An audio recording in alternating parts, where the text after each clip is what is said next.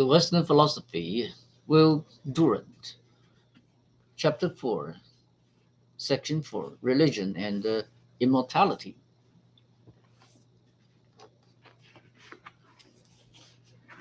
After all, as we perceive, Spinoza's philosophy was an attempt to love even a world in which he was outcast and alone.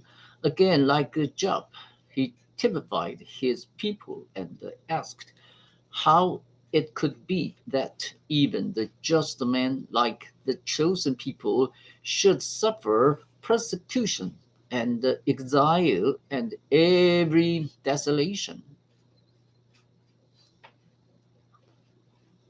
For a time, the conception of the world as a process of impersonal and invariable law soothed and sufficed him. But in the end, his essentially religious spirit turned this mute process into something almost lovable.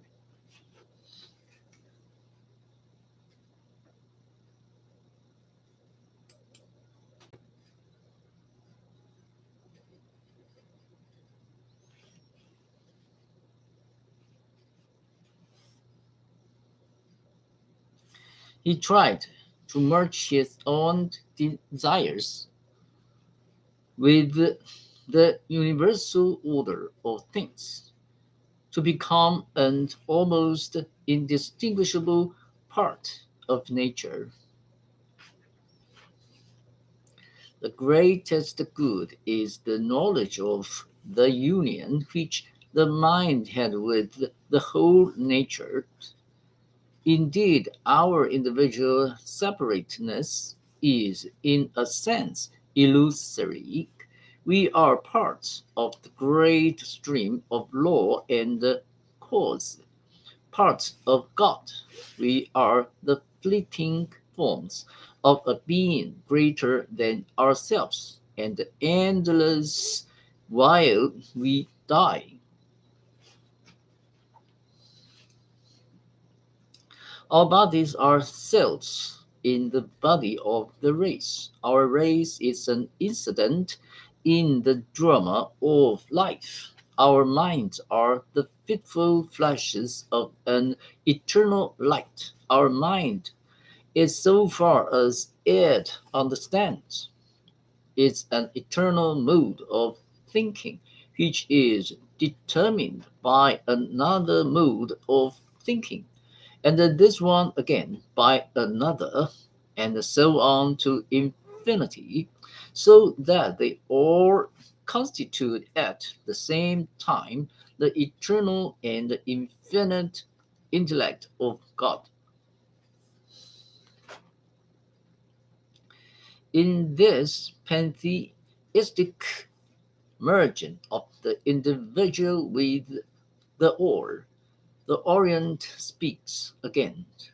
We hear the echo of Uma, who never called the one two, and of the old Hindu poem, Know in thyself and all oneself same souls. Banish the dream that sunders part from whole.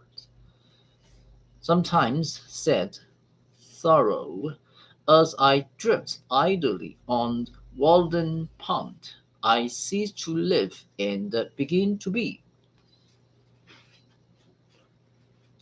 As such part of such a whole, we are immortal. The human mind cannot be absolutely destroyed with the human body, but there is some part of it which remains eternal. This is the part that conceives things sub specie et mutatus. The more we so conceive things, the more eternal our thought is. Spinoza is even more than usually obscure here.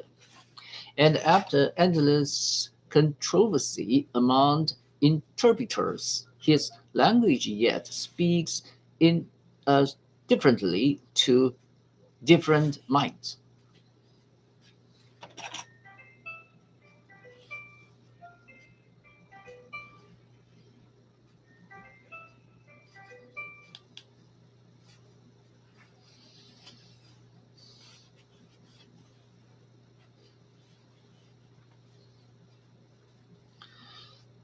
Sometimes one imagines him to mean George Eliot's immortality by repute, whereby that which is most rational and beautiful in our thought and our lives survives us to have an almost timeless efficacy down the years.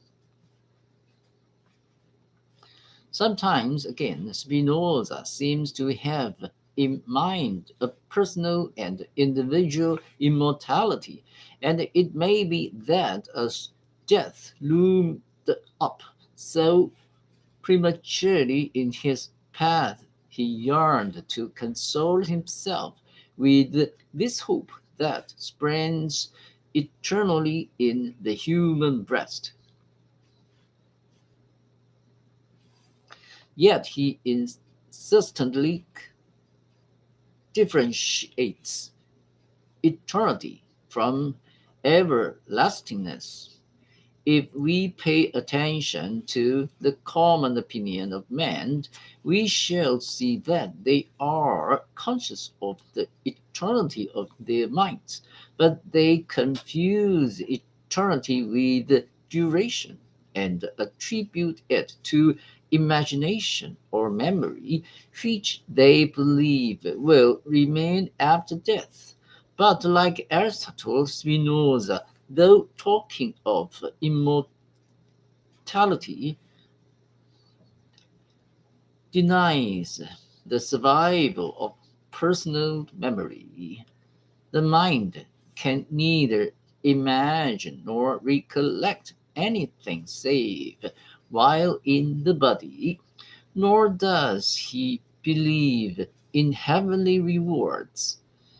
Those are far astray from a true estimate of virtue, who expect for their virtue as if it were the greatest slavery, that God will adorn them with the greatest rewards, as if virtue and the serving of God were not happiness itself and the greatest liberty. Blessedness reads the last proposition of Spinoza's book, is not the reward of virtue, but virtue itself.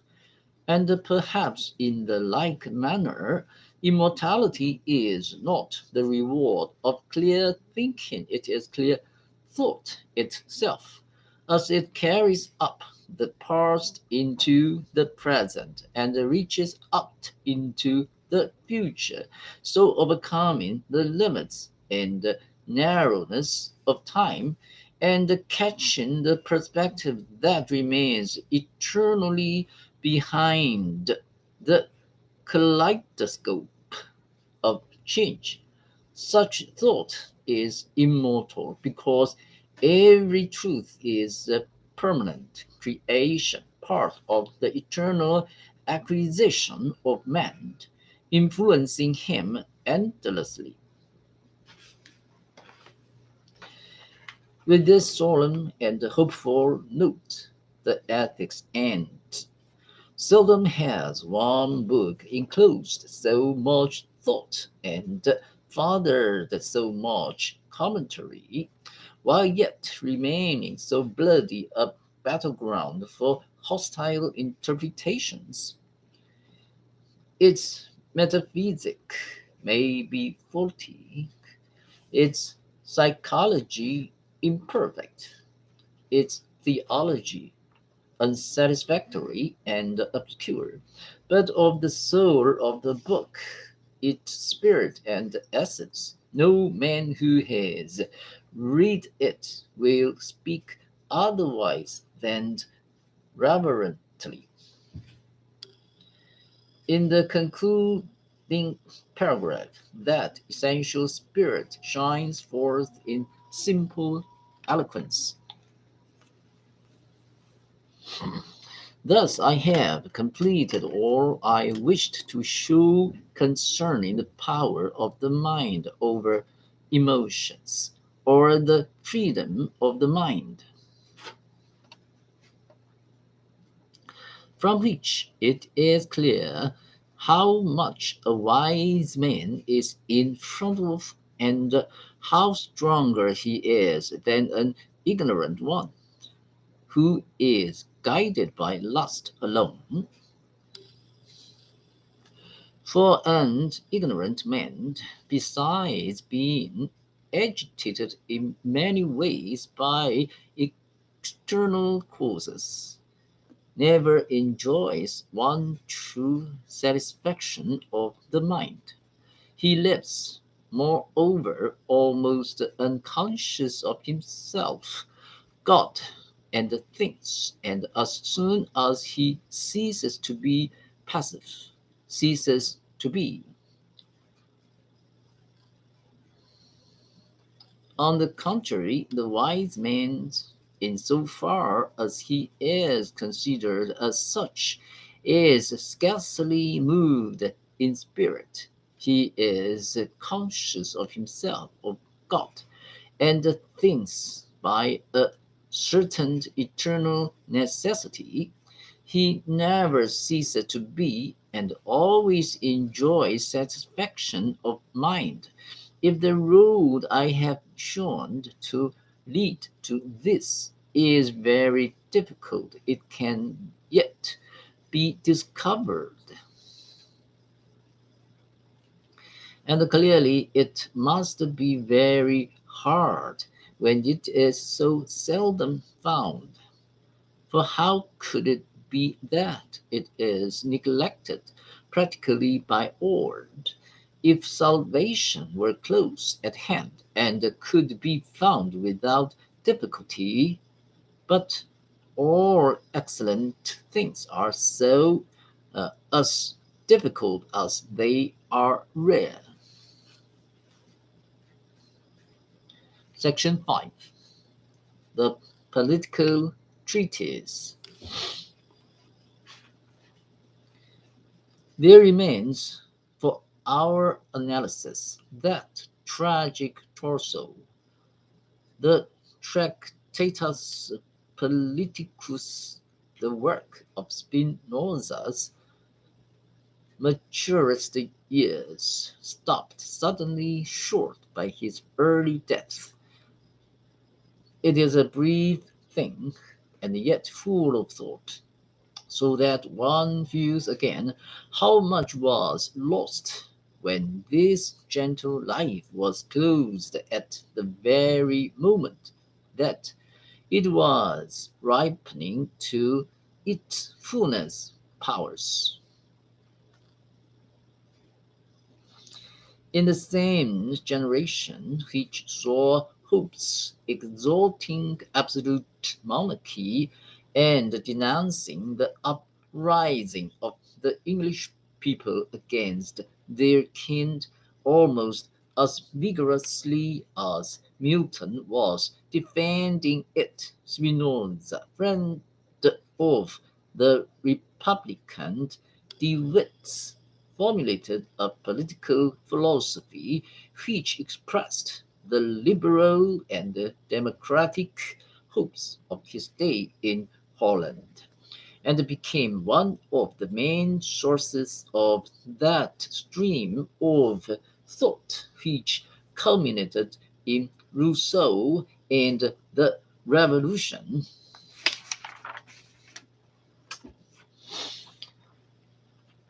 All political philosophy, Spinoza thinks, must grow out of a distinction between the natural and the moral order, that is, between existence before and existence after the formation of organized societies. Spinoza supposes that man once lived in comparative isolation without law or social organization.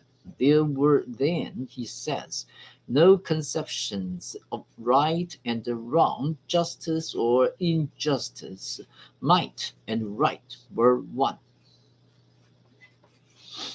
Nothing can exist in a natural state which can be called good or bad by common assent, since every man who is in a natural state consults only his own advantage and determines what is good or bad according to his own fancy, and in so far as he has regard for his own advantage alone, and holds himself responsible to no one save himself by any law, and therefore sin cannot be conceived in a natural state, but only in a civil state, where it is decreed by common consent what is good or bad, and each one holds himself responsible to the state.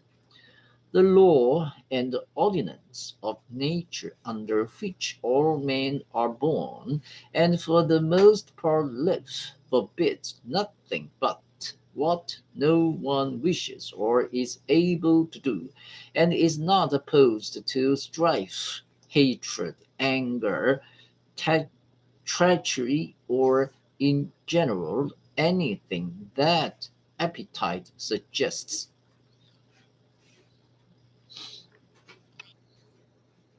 We get an inkling of this law of nature, or this lawlessness of nature, by observing the behavior of states.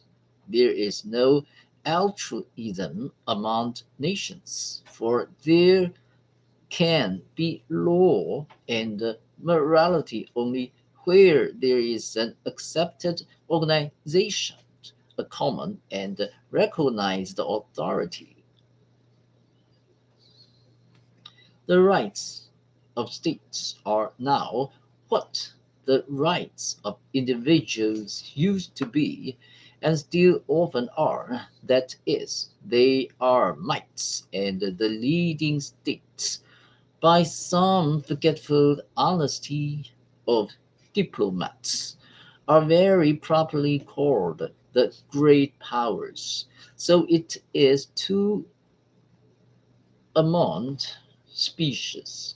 There being no common organization, there is not among them any morality or law. Each species does to the other what it wishes and can. But among men, as mutual need begets mutual aid, this natural order of powers passes into a moral order of rights. Since fear of solitude exists in all men, because no one in solitude is strong enough to defend himself and procure the necessaries of life, it follows that men by nature tend towards social organization to guard against danger. The force or strength of one man would hardly suffice if men did not arrange mutual aid and exchange. Men are not by nature, however, equipped for the mutual forbearance of social order, but danger begets association, which gradually nourishes and strengthens the social instincts. Men are not born for citizenship, but must be made fit for it. Most men are at heart individualistic rebels against law or custom. The social instincts are later and weaker than the individualistic, and need reinforcement. Man is not good by nature, as Rousseau was so disastrously to suppose, but through association, if even merely in the family, sympathy counts, a feeling of kind, and at last of kindness. We like what is like us. We pity not only a thing we have loved, but also one which we judge similar to ourselves. Out of this comes an imitation of emotions, and finally some degree of conscience. Conscience, however, is not innate, but acquired, and varies with geography. It is the deposit in the mind of the growing individual of the moral tradition of the group. Through it, society creates for itself an ally in the heart of its enemy, the naturally individualistic soul. Gradually, in this development, it comes about that the law of individual power, which obtains in a state of nature, yields in organized society to the legal and the moral power of the whole. Might still remain right, but the might of the whole limits the might of the individual limits it theoretically to his rights, to such exercise of his powers as agrees with the equal freedom of others.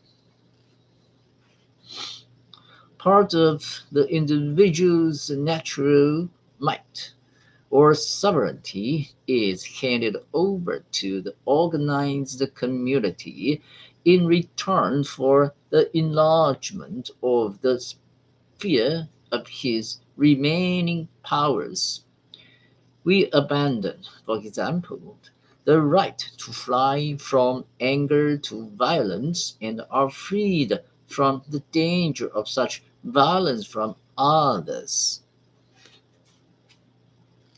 Law is necessary because men are subject to passions. If all men were reasonable, law would be superfluous. The perfect law would bear to individuals the same relation which perfect reason bears to passions. It would be the coordination of conflicting forces to avoid the ruin and increase the power of the whole. Just as in metaphysics, reason is the perception of order in things, and in ethics, the establishment of order among desires, so in politics, it is the establishment of order among men. The perfect state would limit the powers of its citizens only as far as these powers were mutually destructive. It would withdraw no liberty except to add to greater one. The lasting end of the state is not to dominate man, not to restrain them by fear. Rather, it is so to free each man from fear, that he may live and act with full security and without injury to himself or his neighbor. The end of the state, I repeat, is not to make rational beings into brute beasts and machines. It is to enable their bodies and their minds to function safely. It is to lead men to live by and to exercise a free reason, that they may not waste their strength in hatred, anger, and guile, nor act unfairly toward one another. Thus, the end of the state is really liberty. Freedom is the goal of the state because the function of the state is to promote growth, and growth depends on capacity finding freedom. But what if laws stifle growth and freedom? What shall a man do if the state, seeking, like every organism or organization, to preserve its own existence, which ordinarily means that office holders seek to keep themselves in office, becomes a mechanism of domineering and exploitation?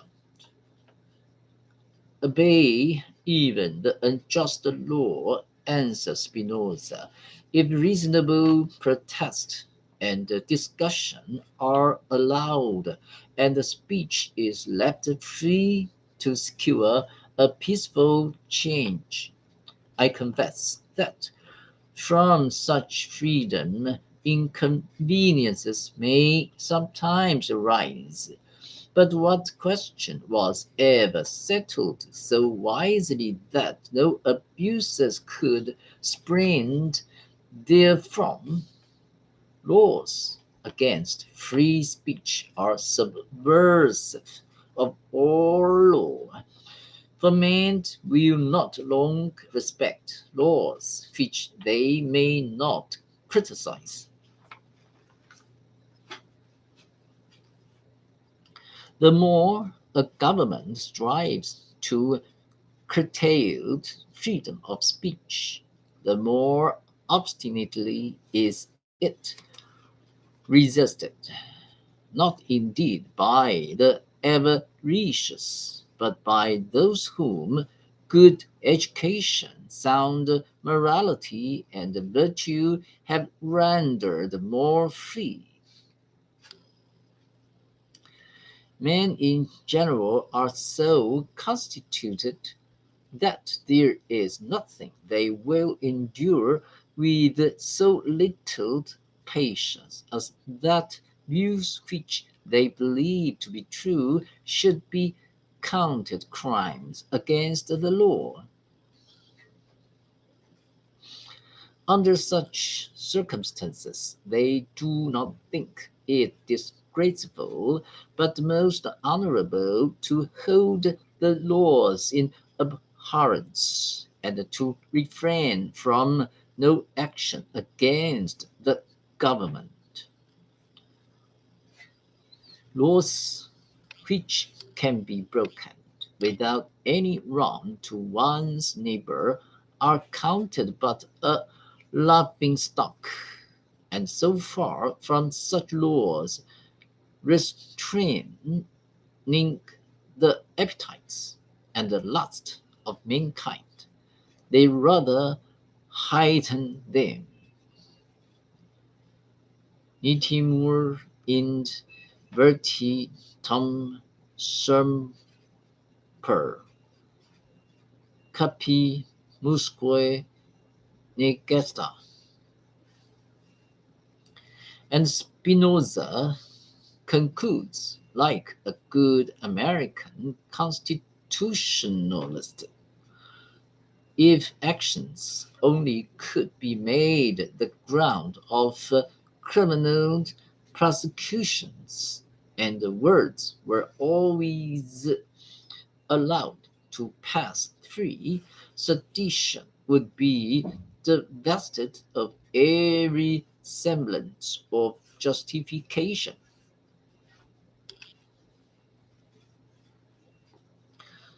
The less control the state has over the mind, the better for both the citizen and the state. Spinoza, while recognizing the necessity of the state, distrusts it, knowing that power corrupts even the incorruptible. Was this not the name of Robespierre? And he does not look with equanimity upon the extension of its authority from the bodies and action to the souls and the thoughts of men. That would be the end of growth and the death of the group. So he disapproves of state control of education, especially in the universities. Academies that are founded at the public expense are instituted not so much to cultivate men's natural abilities as to restrain them. But in a free commonwealth, arts and sciences will be better cultivated to the full if every one that asks leave is allowed to teach publicly at his own cost and risk. How to find middle way between universities controlled by the state and universities controlled by private wealth is a problem which Spinoza does not solve. Private wealth had not in his day grown to such propor- proportions as to suggest the difficulty. His ideal apparently was higher education such as once flourished in Greece, coming not from institutions but from free individual sophists who traveled from city to city and taught independently, either public or private controlled. These things premised it makes no great difference what is the form of government, and Spinoza expresses only a mild preference for democracy. Any of the traditional political forms can be framed so that every man may prefer public right to private advantage. This is the task of the lawgiver. Monarchy is efficient but oppressive and militaristic. Experience is thought to teach that it makes for peace and concord to confer the whole authority on one man. For no dominion has stood so long without any notable change as that of the Turks. And on the other hand, there were none so little lasting as those which were popular or democratic, nor any in which so many seditions arose. Yet if slavery, barbarism, and desolation are to be called peace, man can have no worse misfortune. No doubt there are usually more and sharper quarrels between the parents and the children than between masters and the slave, yet it advances not the art of household management to change a father's right into a right of property, and count children but as slaves. Slavery, then, and not peace, is furthered by handing over the whole authority to one man, to which he adds a word on secret diplomacy. It has been the want song of those who thirst after absolute power that the interest of the state requires that its affairs should be conducted in secret. But the more such arguments disguise themselves under the mask of public welfare, the more oppressive is the slavery to which they will lead. Better that right counsels be known to enemies than that the evil secrets of tyrants should be concealed from the citizens. They who can treat secretly of the affairs of a nation have it absolutely under their authority, and as they plot against the enemy in time of war, so do they against the citizens in time of peace. Democracy is the most reasonable form of government, for in it everyone submits to the control of authority over his actions, but not over his judgments and reason. Example, seeing that all cannot think alike, the voice of the majority has the force of law. The military basis of the democracy should be universal military service, the citizens retaining their arms during peace. Its fiscal basis should be the single tax.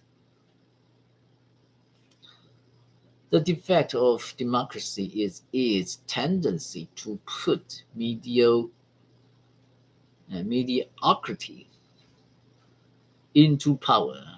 And there is no way of avoiding this except by limiting office to men of trained skill. Numbers by themselves cannot produce wisdom, and may give the best favors of office to the grossest flatterers. The fickle disposition of the multitude almost reduces those who have experience of it to despair, for it is governed solely by emotions and not by reason. Thus, democratic government becomes a procession of brief lived demagogues, and men of worth are loath to enter lists where they must be judged and rated by their inferiors. Sooner or later, the more capable man rebel against such a system, though they be in a minority. Hence, I think it is that democracies change into aristocracies, and these at length into monarchies. People at last prefer tyranny to chaos.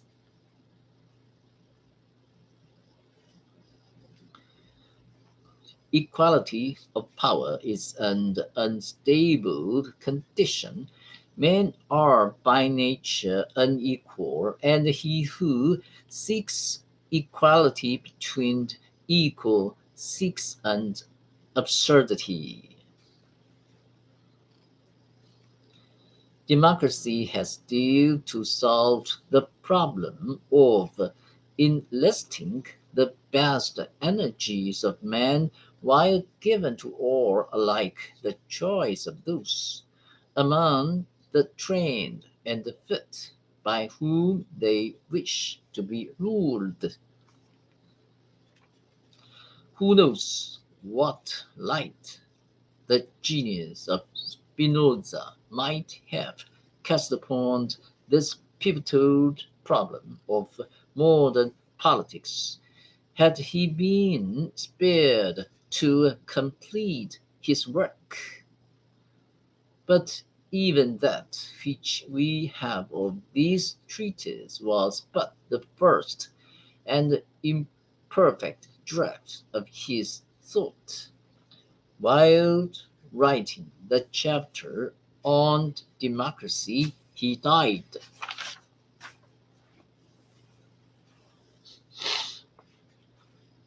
Section 6. The influence of Spinoza. Spinoza did not seek to found a sect, and he founded none, yet all philosophy after him is permeated with his thought. During the generation that followed his death, his name was held in abhorrence. Even Hume spoke of his hideous hypothesis. People talked of Spinoza, said Lessing, as if he were a dead dog. It was Lessing who restored him to repute. The great critic surprised Jacobi in their famous conversation in 1780 by anything that he had been a Spinozist.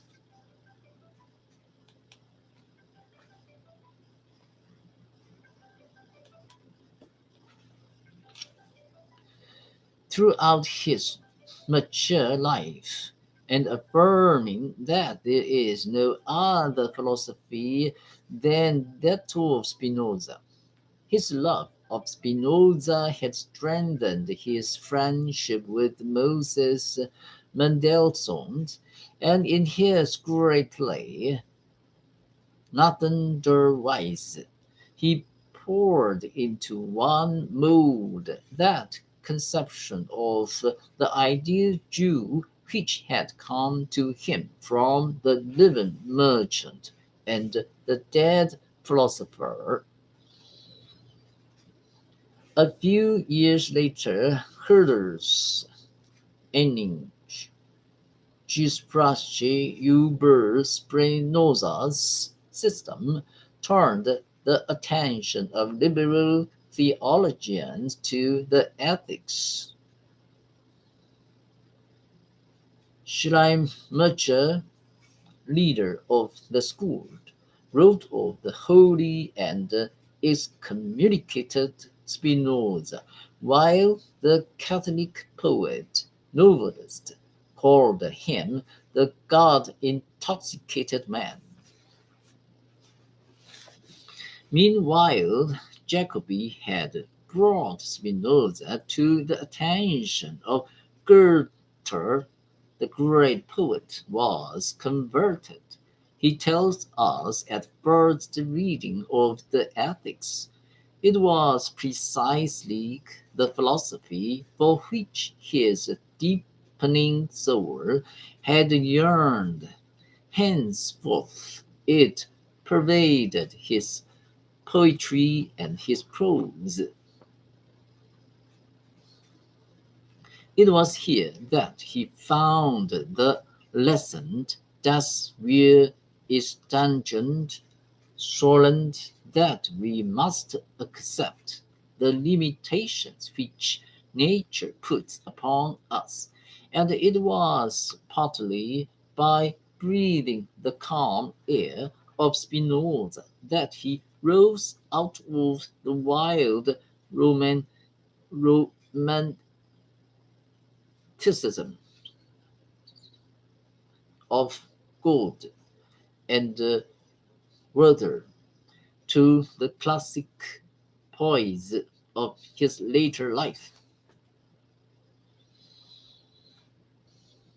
It was by combining Spinoza with Kant's epistemology that Fichte, Schelling, and Hegel reached their varied pantheism.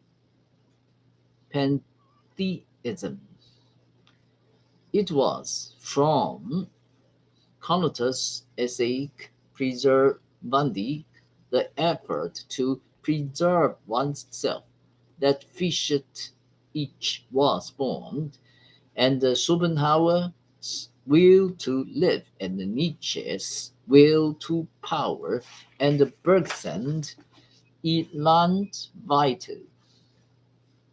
Hegel objected that Spinoza's system was too lifeless and rigid. He was forgetting this dynamic element of it, and remembering only that majestic conception of God as law which he appropriated for his absolute reason. But he was honest enough when he said, to be a philosopher, one must first be a Spinozist.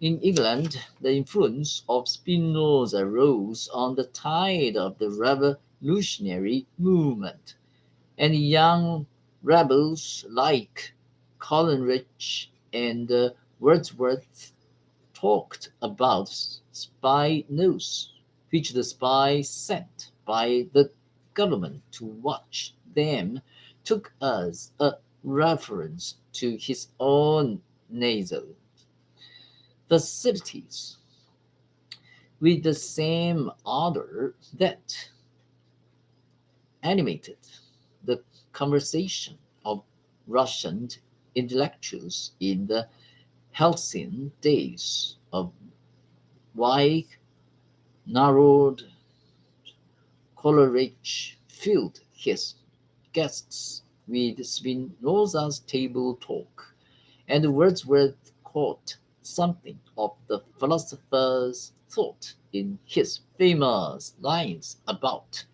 something whose dwelling is the light of setting suns, and the round ocean, and the living air, and the blue sky, and in the mind of man a motion and a spirit which impels all thinking things, all objects of all thought, and rolls through all things. Shelley quoted the treatise on religion and the state in the original notes to Queen Mab, and began to translation of it, for which Byron promised a preface.